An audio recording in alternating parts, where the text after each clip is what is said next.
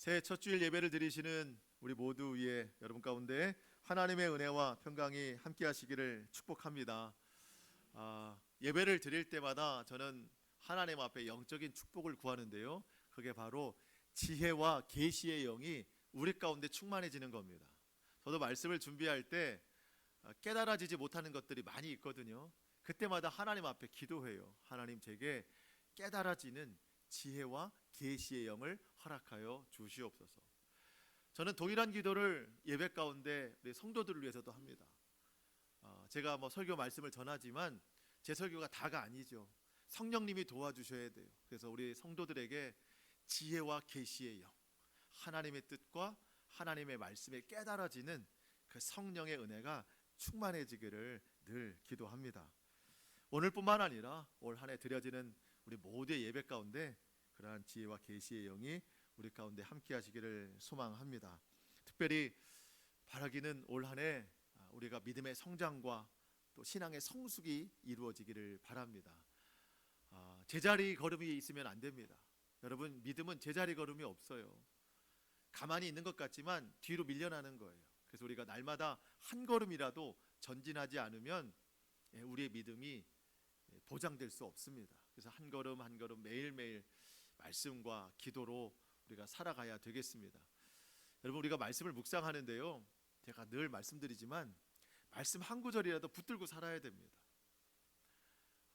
말씀이 내 안에, 내가 말씀 안에 거하는 삶이 되어야 됩니다.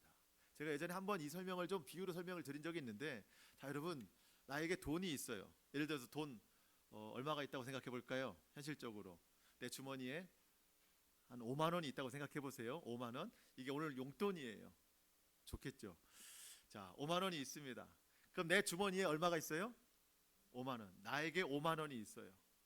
그럼 내가 오늘 5만 원을 쓰고 살아요. 그럼 나는 오늘 5만 원이라는 소비 안에 살아가는 거예요. 그렇죠?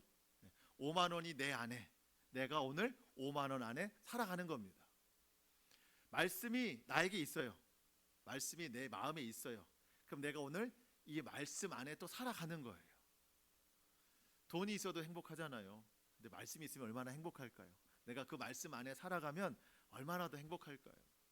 올 한 해 그렇게 한 구절이라도 매일매일 말씀을 붙들고 그 말씀이 열어주시는 길, 그 위에 살아가시기를 축복합니다. 그 길 위에 하나님의 은혜가 있고요, 축복이 있어요. 하나님과의 그 만남이 있어요. 그렇게 우리는 매일매일 한 걸음씩 주님께로 나아가는 겁니다. 여러분, 종말이라고 해서 그때만을 기다리는 게 아니에요. 제가 지난주도 말씀드렸지만 개인적인 종말도 있을 수 있는 거예요. 매일매일 한 걸음 한 걸음 믿음으로 나아가면 내가 주님 만나는 거예요. 주님이 내게 오시는 길을 예비하는 겁니다. 그렇게 말씀 가운데 살아가기를 축복합니다. 오늘 말씀의 제목, 끝까지 견디는 자는 구원을 얻으리라. 그래서 말씀 제목부터 부담스럽죠. 끝까지 견뎌야 되는 건가? 참 힘든 일이다. 고단함이 느껴집니다. 참 쉽지 않은 일이구나. 여러분, 끝까지 견디는 자가 구원을 얻는데 그 견딜 수 있는 힘은 단기간에 만들어지지 않아요. 여러분, 올림픽에서 맨 마지막 종목이 마라톤인데, 여러분, 마라톤 42.195km, 그거를 완주하려고 어떤 사람이 한 2, 3일 준비해가지고 그거 완주할 수 있겠어요? 정말 계속해서 끊임없이 노력해야 완주할 수 있고 성적을 낼 수 있는 겁니다. 우리가 끝까지 견디기 위해, 구원을 받기 위해 견딜 수 있는 힘은 단기간 내에 되지 않아요. 매일매일 조금씩 훈련해 나가야 됩니다. 그 견딜 수 있는 힘이라는 것이 바로 믿음이에요. 우리 매일매일 믿음을 만들어 가야 됩니다. 너무 지레 겁먹지 않았으면 좋겠어요. 여러분, 내가 견디는 것이 아니라 내가 매일매일 만들어 놓은, 쌓아 놓은 믿음이 나를 견디게 하는 거예요. 또 그때마다 우리 주님이 우리에게 도움과 힘을 주셔서 승리할 수 있도록 만들어 주시는 겁니다. 올 한 해 우리의 예배, 우리의 모든 삶이 이와 같이 끝까지 견디는 그 믿음을 만들어내는데 우리가 합당한 삶을 살아내기를 바랍니다. 우리 지난 3주 동안 성탄 또 연말을 보내면서 누가복음에 있는 말씀을 이제 세 차례 봤는데 오늘 다시 이제 마태복음의 말씀을 봅니다. 앞선 23장에서 여러분 기억하실 텐데 예수님께서 외식하는 서기관들과 바리새인들이여 화 있을진저 이렇게 7번의 화를 말씀하신 적이 있어요. 그들은 정말 받을 것이 화밖에 없어요. 외식하는 사람들이었습니다. 그들은 하나님께 드리는 신앙이 아니라 그저 사람들에게 보이는 신앙이었습니다. 경문의 띠를 넓게 했다고 그랬어요. 옷을 길게 했다고 그랬어요. 성전은 그저 경건의 어떤 모양만 나타내는 도구일 뿐이었습니다. 진실한 믿음은 없었습니다. 그들도 구원을 못 받을 뿐만 아니라 다른 사람들도, 다른 백성들도 구원받지 못하게끔 천국 문을 막아서고 있다. 우리 주님이 그렇게 책망하고 있었습니다. 예수님이 그들에 대해서 아주 적절한 비유를 하셨는데요, 바로 회칠한 무덤입니다. 무덤인데 그 위에 하얀 횟가루를 뿌려놨죠. 멀리서 보면 반짝반짝 빛나고 아름다운데 정작 그 속에는 죽은 뼈들과 썩은 냄새로 진동하는 그러한 모습이 바로 외식하는 서기관들과 바리새인들이었어요. 7번의 이 화 있을진저 아주 심각한 책망을 다 선포하신 뒤에 우리 주님이 성전을 나오셨다. 이것이 오늘 본문의 시작입니다. 우리 1절 말씀 한번 보실까요? 예수께서 성전에서 나와서 가실 때에 제자들이 성전 건물들을 가리켜 보이려고 나아오니. 자, 예수님이 제자들과 함께 성전을 나오셨습니다. 그랬는데 제자들이 예수님께 그런 질문을 하는 거예요. 예수님, 한번 성전을 좀 봐주세요. 얼마나 아름답습니까? 그리고 이 성전을 이 세운 돌들, 이게 얼마나 화려하고 근사해 보입니까? 지금 제자들과 예수님이 나오신 성전, 또 밖에서 보는 성전은요, 이게 제3성전이라고 불러요. 맨 처음에는 솔로몬이 지었죠. 그 다음에는 포로로 붙잡혀 갔을 때 성전이 무너져서 수룹바벨이 가서 다시 한번 성전을 지은 적이 있어요. 그리고 다시 무너졌어요. 그렇지만 이 헤롯이라고 하는 대왕이 유대인들의 민심을 사기 위해서 보강 공사를 하는 중이었어요. 근데 여러분, 그 기간이 대략 한 70년 이상. 그러니까 지금 예수님 이 당시에도 그 보강 공사가 한참 진행 중인 거예요. 이 헤롯이 백성들에게 민심을 얻기 위해서 얼마나 화려하게 짓는지 몰라요. 그 성전에서 나올 때 제자들이 주님 앞에 그런 질문을 하는 겁니다. 같은 본문인데요, 누가복음 21장에서는 이렇게 표현합니다. 어떤 사람들이, 그러니까 제자들이 성전을 가리켜 그 아름다운 돌과 헌물로 꾸민 것을 말하매. 이게 무슨 뜻이냐면요, 마가복음에서는 이렇게 표현합니다. 마가복음 13장 1절, 예수께서 성전에서 나가실 때에 제자 중 하나가 이르되 선생님이여 보소서, 이 돌들이 어떠하며 이 건물들이 어떠하니까. 이제 아까 누가복음하고 합쳐서 좀 생각해 보면 제자들이 그러는 거예요. 와, 이 정말 성전이 아름답고 화려하다, 정말 근사하고 이 돌들, 와, 견고하다. 어떤 지진이 일어나도 전혀 무너질 것 같지 않은데 예수님은 어떻게 생각하십니까? 라고 질문하는 거예요. 제자들이 왜 갑자기 성전에 대한 이야기를 할까요? 지금 이 성전에서 나오기 전에 예수님께서 어떤 말씀하셨냐면, 예루살렘 이 성전은 무너질 것이다. 이 화려함이 황폐해 버려질 것이고 다 버려지는 돌이 될 것이다 라고 말씀하셨기 때문입니다. 여러분 23장 38절 보시면, 보라 너희 집이 황폐하여 버려진 바 되리라 그랬어요. 성전이 다 버려진다는 겁니다. 제자들이 이상하게 생각하는 거예요. 제자들 포함해서 모든 유대인들은 성전을 하나님의 집이라고 생각했고, 여기까지는 맞아요. 그런데 어느 정도까지 생각했냐면 이 성전을 하나님처럼 생각했어요. 성전을 우상화했다는 것이죠. 그래서 이 예루살렘 성전은 정말 종말이 와도 무너지지 않는 가장 견고하고 아름다운 건물이라고 생각을 했어요. 어쩌면 구원이 그 건물에서 나온다라고 생각까지 할 정도니까. 여러분, 그렇게 생각하는 이 제자들에게 예수님이 이 성전 무너진다, 황폐하여 버려진 바 된다 하니까 제자들은 이해할 수가 없는 것이죠. 그래서 성전에서 나왔을 때 예수님 다시 한번 봐주세요. 이 아름다운 게 무너지겠습니까? 이 견고한 돌이 흔들리겠습니까? 여러분, 예수님 그 말을 좀 취소해주면 어떨까요? 아마 그런 마음이었을 것 같아요.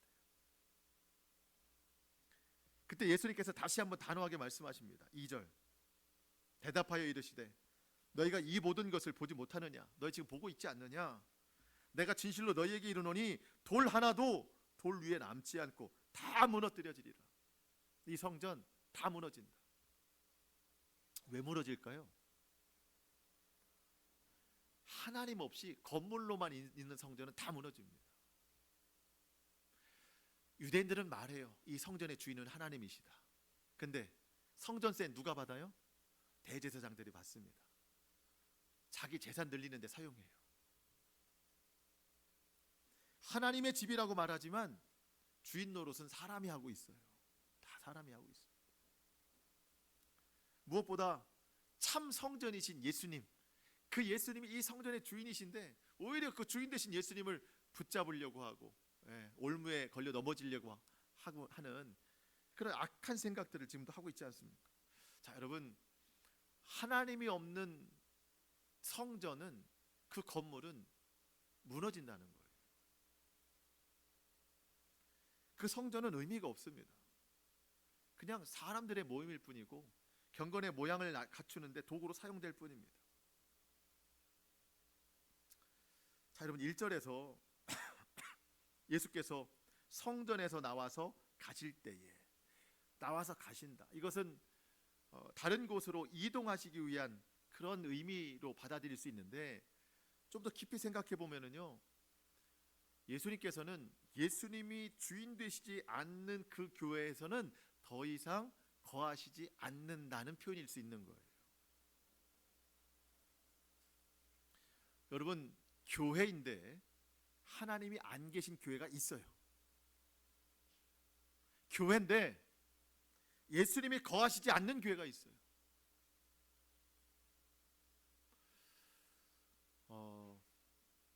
우리도 좀 적용해 볼까요? 우리의 마음도 교회잖아요. 우리의 마음도 성전입니다. 자, 오늘도 여러분 하나님을 예배하러 오셨어요. 예배하러 오셨습니다. 하나님을 예배하러 오신 거예요. 그런데 예배의 자리에 나왔는데 하나님이 받으실 만한 예배를 드리지 않는, 자기 만족을 위해 드리는 예배거나 아니면 그냥 몸만 와 있는 예배, 그 마음의 성전에는 하나님 거하시지 않습니다. 그 예배에도 하나님 거하시지 않아요. 어쩌면 예수님께서 먼저 미리 와서 계셨다가 그런 예배 가운데 나가실 수도 있어요.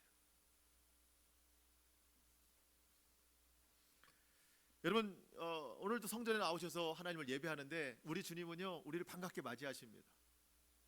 그러면서 예수님이 우리에게 나와 교제하자, 나와 대화하자, 친밀한 교제를 나누자, 주님이 이렇게 말씀하시는데, 우리는 주님의 그 친밀한 요청을 뿌리치고 사람들과만 교제하고 사람들만 만나고 사람들과의 즐거움만 찾으면 그 모임 가운데는 주님이 계시지 않다는 거예요.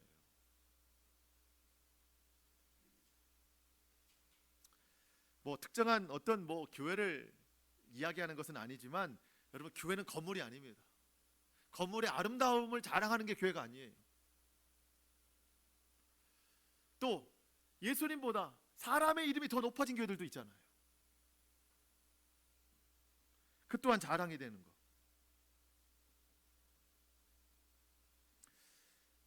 우리가 또 그러한 잘못에 빠질 수도 있는데, 우리가 주님 앞에 예배를 드리고 또 하나님 앞에 많은 수고, 헌신들을 합니다. 근데 자칫 그 헌신 그 자체가 내 믿음이라고 착각할 수가 있어요. 그러니까 정작 나는 믿음이 없이 몸만 움직이는데 그 헌신과 수고가 외적으로 드러나서 사람들의 칭찬과 인정이 될 때, 그게 내 믿음이라고 착각하면 사람들은 나를 믿음 있는 사람으로 보지만 정작 내게는 믿음이 없을 때, 그런 일로 예수를 믿는다면 그 믿음에는 예수님이 계시지 않아요. 요한계시록에 보면 그런 말씀이 있어요. 처음 하늘, 처음 땅이 다 없어질 것이다. 예수님 다시 오시는 날 처음 창조된 하늘과 땅, 모든 피조 세계가 다 없어진다. 당연히 교회도 없어져요. 주님 오시는 날 다 무너집니다. 교회가 우리를 구원하는 게 아닙니다. 교회 생활이 우리를 구원받게 하는 게 아닙니다. 우리는 믿음으로 구원받는 거예요.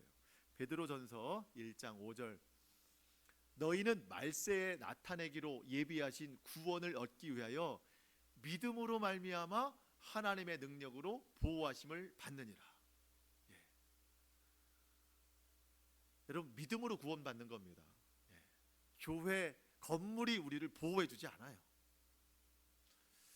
그러므로 너희가 이제 여러 가지 시험으로 말미암아 잠깐 근심하게 되지 않을 수 없으나 도리어 크게 기뻐하는도다. 믿음 있는 사람들은요, 그 마지막 때 찾아오는 시험까지도 기뻐합니다. 너희 믿음의 확실함은 불로 연단하여도 없어질 금보다 더 귀하여 예수 그리스도께서 나타나실 때에 칭찬과 영광과 존귀를 얻게 할 것이라. 여러분, 마지막 때에 불시험이 온다고 하는데 그 불에 모든 게 다 태워지고 사라집니다. 한 가지 태워지지 않는 게 있다면 우리의 믿음이에요. 그 믿음 있는 사람만 구원을 받습니다. 우리 한번 적용해 봅니다. 나의 신앙생활 하나님 중심인가? 나의 예배 하나님 받으시기 합당한 예배인가? 혹시 오늘도 예배에 왔다는 이 만족만으로 전부라고 생각하시면 그 믿음에는 하나님이 없다라고 생각하시면 돼요. 부디 바라기는 우리는 절대 교회 생활하면 안 됩니다. 신앙 생활을 해야 돼요. 교회만 왔다가는, 건물만 왔다가는 외식적인 신앙 생활이 아니고 정말 우리에게 길이요 진리요 생명이신 예수님만 온전히 믿고 따라가는 온전한 신앙 생활 될 수 있기를 주님의 이름으로 축복합니다. 자, 성전에서 나와서 제자들과 함께 감람산에 이제 예수님이 가셨는데 제자들이 두 가지를 질문합니다. 3절, 예수께서 감람산 위에 앉으셨을 때에 제자들이 조용히 와서 이르되 우리에게 이르소서 어느 때에 이런 일이 있겠사오며. 그러니까 어느 때 이게 다 무너집니까? 첫 번째 질문이었고요. 또 두 번째, 또 주의 일하심과 세상 끝에는 무슨 징조가 있사오리까? 두 가지 질문이에요. 어느 때 일어나며 어느 징조가 있습니까? 여러분, 제자들뿐만 아니라 대부분의 그리스도인들의 최대의 관심사는 때예요. 때. 어느 때. 주님 어느 때 오시나? 내 기도응답은 어느 때 이루어지나? 어느 때. 항상 그게 제일 관심사입니다. 근데 여러분, 때는 하나님이 정하시는 거예요. 예수님 다시 오시는 것도 하나님이 정하시고 우리 기도의 응답도 하나님이 정하시는 겁니다. 자꾸 사람들이 그 때를 정하니까, 그러니까 주님이 오실 때를 사람이 정하니까 이단들이 생겨나는 거고, 기도의 응답도 자꾸 내가 정하니까 그 때가 맞지 않을 때 낙심하고 절망하고 원망하고 불평하는 거예요. 때는 하나님께 맡겨드려야 됩니다. 주님이 말씀하시는 거예요. 그때는 하나님이 정하시는 거다. 우리가 할 것은 그게 어느 때이든지 그 때를 맞이하는 준비가 필요하다. 그 첫 번째 준비가 4절 5절입니다. 예수께서 대답하여 이르시되 너희가 사람의 미혹을 받지 않도록 주의하라. 많은 사람이 내 이름으로 와서 이르되 나는 그리스도라 하여 많은 사람을 미혹하리라. 여러분, 사람의 미혹을 받지 않도록 주의하래요. 나는 그리스도다 라고 말하는 사람이 많다는 겁니다. 여러분, 다른 종교는 잘 모르겠는데 우리 기독교만큼 이단이 많은 종교가 있을까 싶어요. 왜 이렇게 이단이 많을까요? 기독교에 대해서 이유를 알았어요. 왜 이렇게 이단이 많은가? 이유는 분명합니다. 오직 예수님께만 구원이 있기 때문입니다.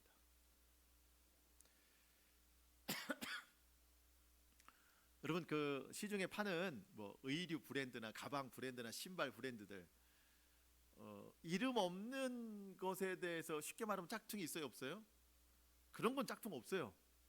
아주 유명한 브랜드, 그렇죠? 진짜 비싼 거, 아주 유명한 것들은 다 가짜가 있습니다.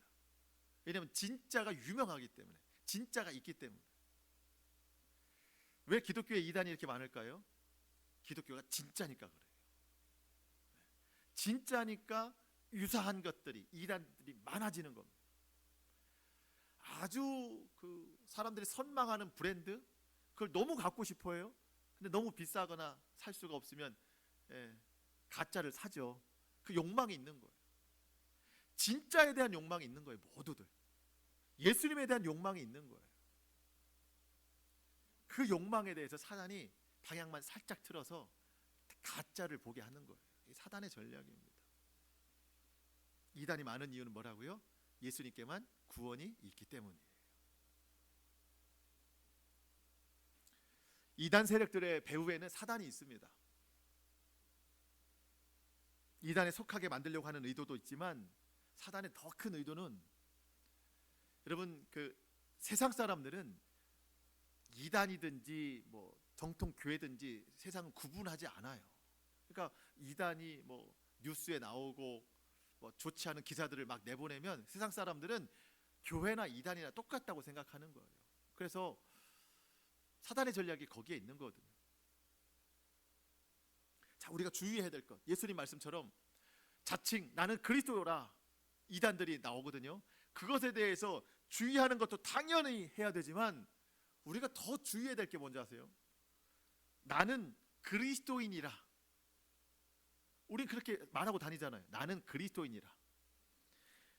그렇게 말하는 우리가 이 세상에서 선한 영향력을 나타내지 못하고 세상과 똑같은 모습으로 살아갈까, 그걸 더 주의해야 돼요.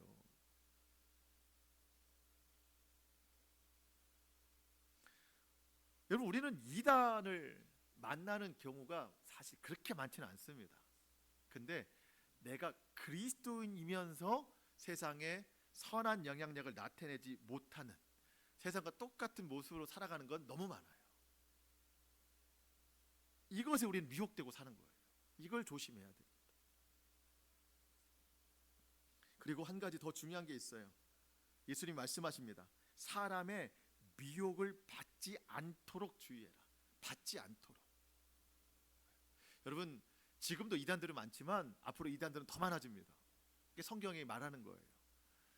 지금도 앞으로도 많아지지만 여러분, 이단은요 과거에 선지자 시대도 있었습니다. 예레미야 14장 14절 보시면, 예레미야 때니까요 아주 오래전 일이죠. 여호와께서 내게 이르시되 선지자들이 내 이름으로 거짓 예언을 하도다.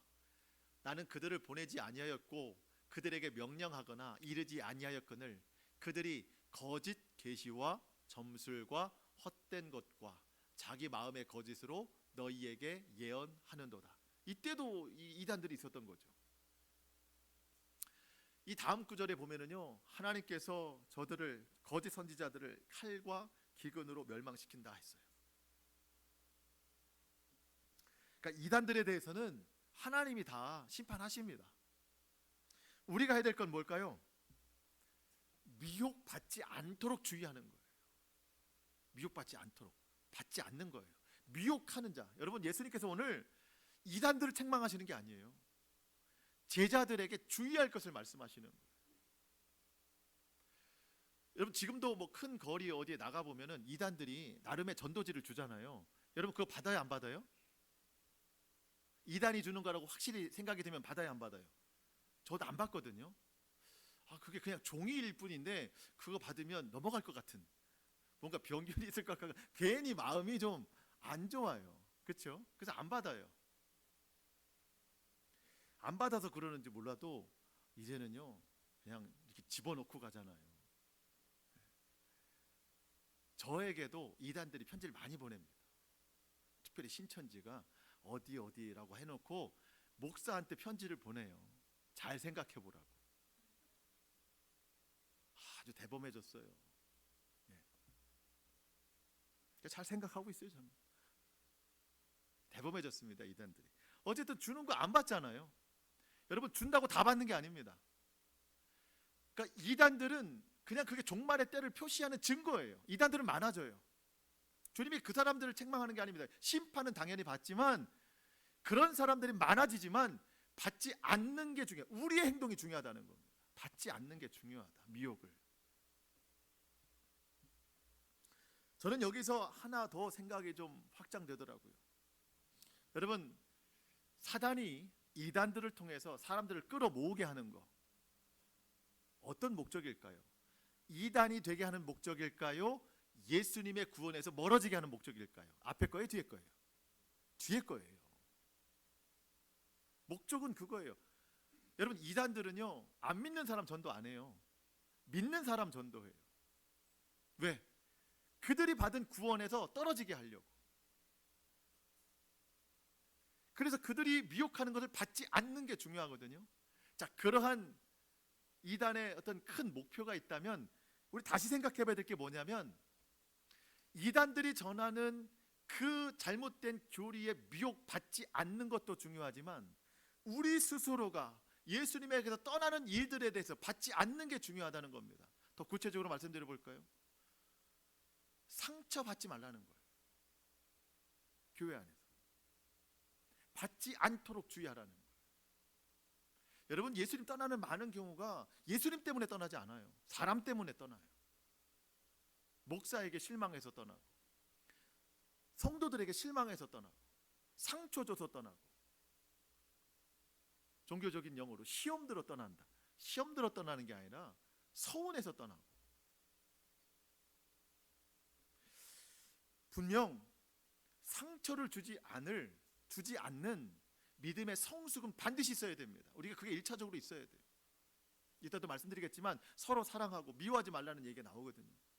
우리 서로가 기본적인 그런 노력을 해야 되겠지만 여전히 우리는 부족한 육신으로 살아가기 때문에 때로는 실수가 있고 가시돋친 말이 나올 수 있습니다. 그러면 그거를 여러분, 이단들이 전도지 줄 때 받지 않는 것처럼 받지 않을 수 있는 믿음도 필요하다는 거예요. 그거 받아서 내가 예수님에게서 멀어지면 사단이 성공했다고 말하는 겁니다.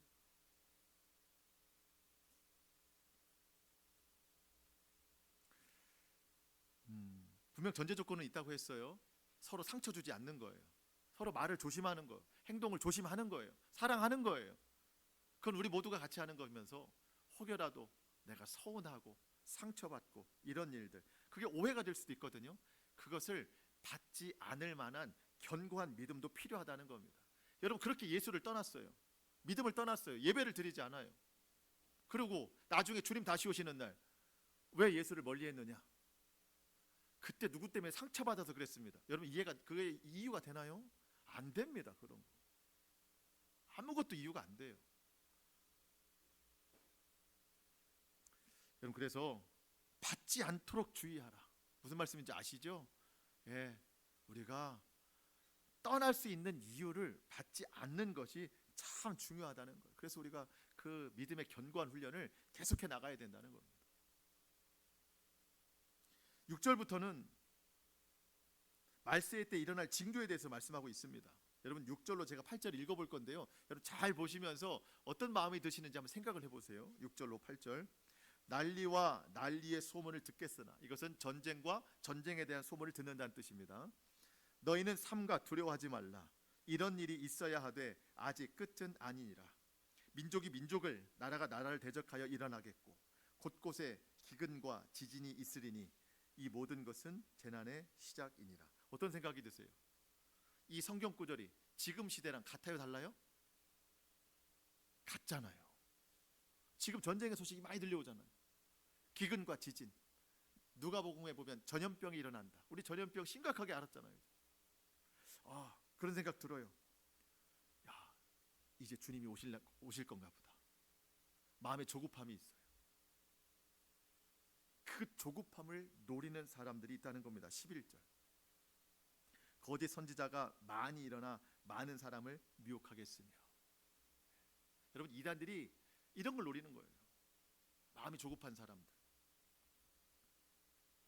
절망과 좌절 중에, 낙심 중에 세상에 소망이 없고 하나님 나라를 바라보는데 이러한 성경 구절 딱 보면서, 그래, 주님 오실 날이 얼마 남지 않았어, 이 세상 아무 미련 없어 해서 거기만 매진하는 사람들, 그래서 종말론자들이 나오는 거예요. 그래서 이단 교주들이, 여러분 이제 주님 오실 날이 가까웠습니다. 여러분 보세요, 전쟁이 이렇게만 일어나지 않습니까? 이거 주님 오신다는 이야기예요. 내일 오실지도 몰라요. 여러분, 이 세상 즐거움 아무것도 아닙니다. 돈 아무것도 아니에요. 다 가지고 오세요. 제가 관리하고 있을게요. 여러분들은 그냥 편안히 저와 함께 주님 오실 날만 기다리면 계시는 겁니다. 제가 재산 다 관리해 드릴게요. 이러고 사라지는 거죠. 그러면서 이제 주님이 안 오시면 여러분이 더 가져오셔야 될 것 같습니다. 여러분, 이게 다 이단이 하는 일입니다.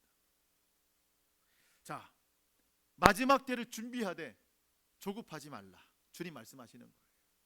조급해하지 말아라. 저는 가끔 설교하다가 좀 두려운 마음이 있어요. 졸다가 들으시면 제가 또 그런 사람이 된 것처럼 부분만 들으면 그렇게 되거든요. 여러분 처음부터 끝까지 잘 들으셔야 됩니다. 여러분 조급하면 안 된다는 겁니다. 여러분 같은 24장인데요. 40절 말씀 보실까요? 40절.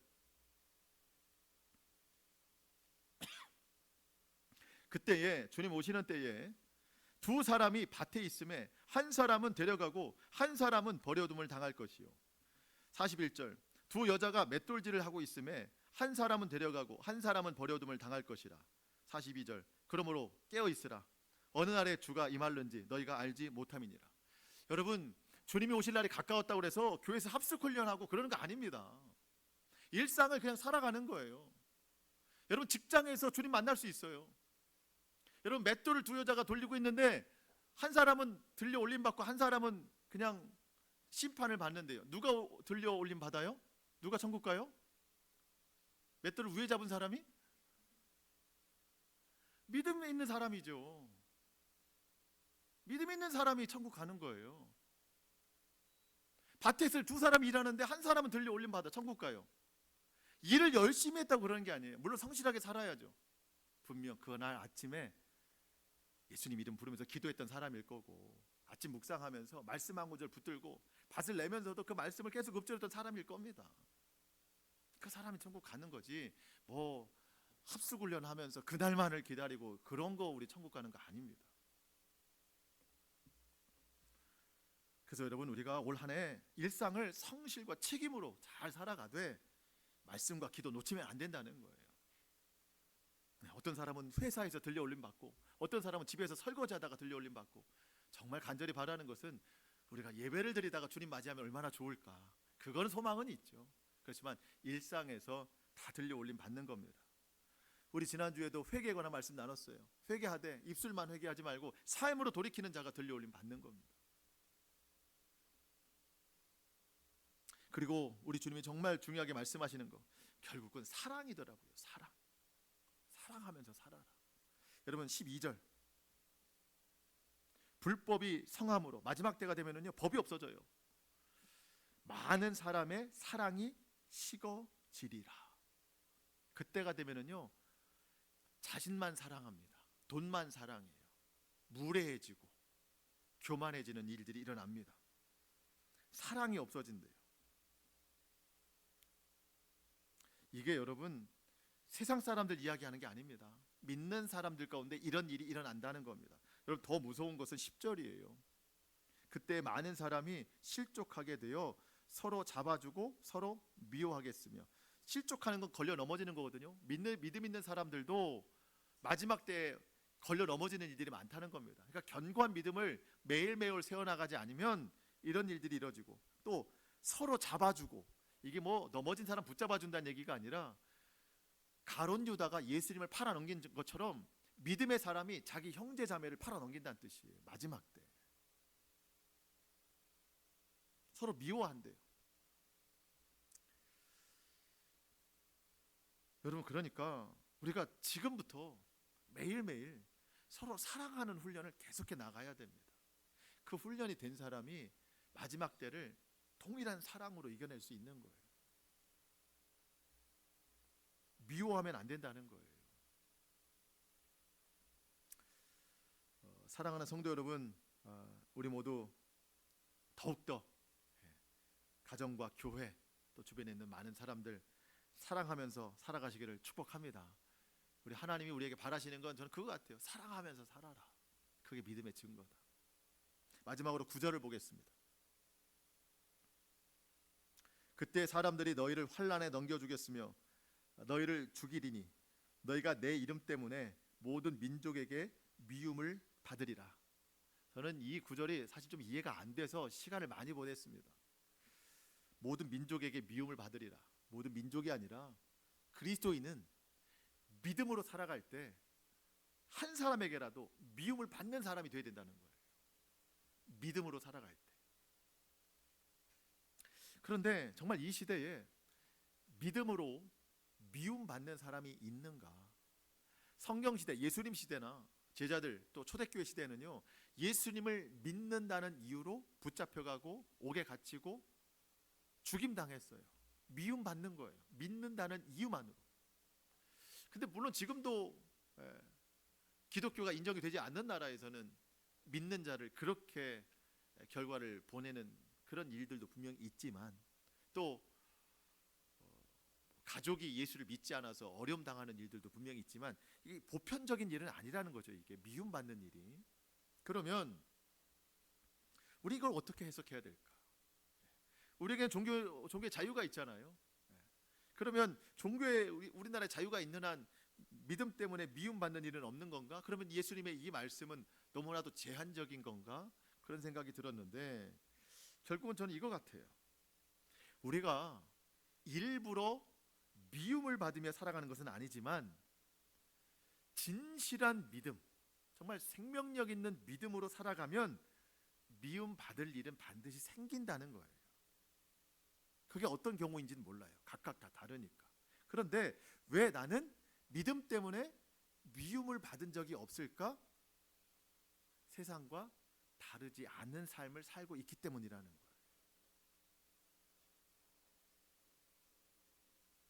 세상과 구별된 거룩한 삶을 살아내면 세상에서 미움받을 일이 분명히 있거든요. 달라야 미움받을 일이 있거든요. 그런데 내가 세상과 다르지 않아요.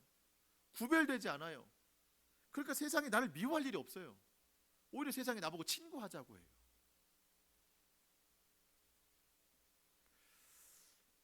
저와 여러분이 정말 이 세상과는 다른 하나님 나라의 백성으로서 무엇에든지 하나님 뜻대로 살아가기를 축복합니다. 달라야 미움이라도 받는 거예요. 그게 나쁜 게 아니라 그 미움받는 것이 결국 내 생명, 내 신앙이 살아있다는 증거거든요. 마지막으로 로마서 12장 2절 말씀입니다. 우리 같이 한번 읽어볼까요? 시작. 너희는 이 세대를 본받지 말고 오직 마음을 새롭게 함으로 변화를 받아 하나님의 선하시고 기뻐하시고 온전한 뜻이 무엇인지 분별하도록 하라. 아멘. 여러분, 우리는 이 세대와 똑같지 않습니다. 세상과 달라야 돼요.